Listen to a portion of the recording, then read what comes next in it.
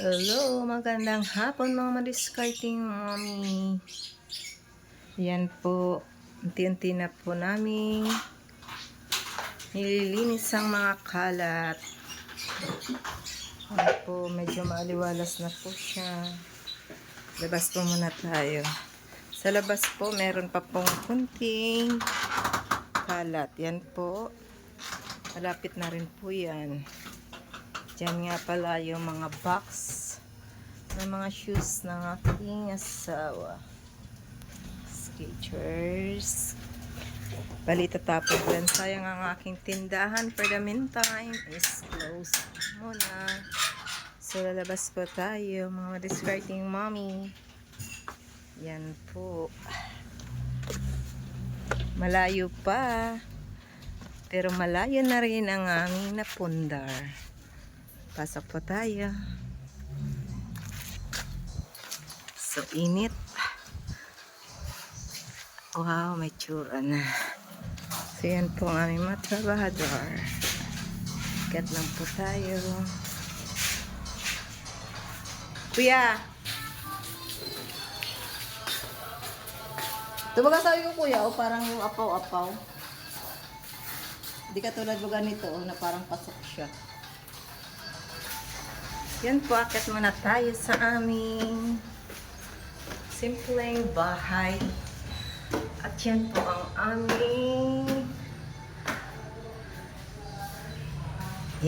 konti na lang. Kunting-kunti na lang mga madiscarding mommy. Kunting pasilip lamang. Ito bali po, nagpalagay po kami ng dagdag design sa aming bakal dito sa terrace para mas maganda tingnan. So, yun po. Malapit-lapit na rin pong matapos ang aming munting bahay. Hindi po ako nagpapayabang, kundi nagmumotivate po ako sa mga madiscarding mommy na patuloy na lumalaban sa hamon ng buhay. Napakahirap po ng ating buhay sa araw-araw. Ngunit, sikapin po natin na maging masipag. At maraming pagkakaabalahan nang sa ganun, meron din po tayong maipupundar sa buhay. Yan po. Sulit ang pagod araw-araw. Madaling araw na po kung umuwi. Ito po yung aming na ipupundar unang-una po ay para po sa aming mga anak. So yan po, meron na po. Ang buhay po namin dati, wala pang ganyan. So, yan.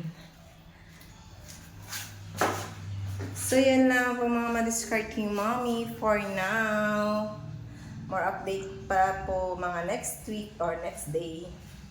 Thank you so much. Bye, mga madiscarding mommy. I love you all and thank you sa panonood ng aking vlog. Bye.